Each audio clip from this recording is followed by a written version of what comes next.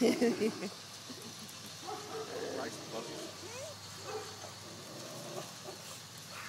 wants to play.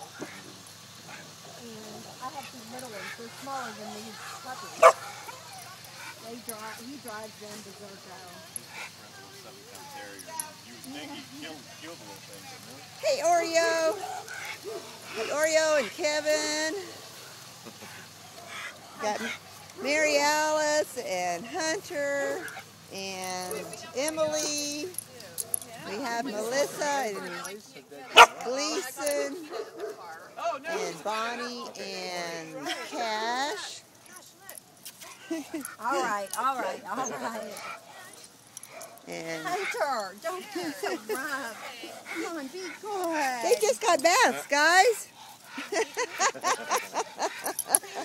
I know, look at him. I know. Look at him now. The vet tech, the kennel attendant came in this morning early and gave the girls both a bath. He's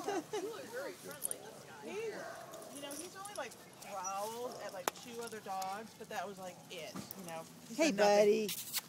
Listen. Oh, there's another white dog. You got black dogs and white dogs. And black and white dogs. And black and white. Yep.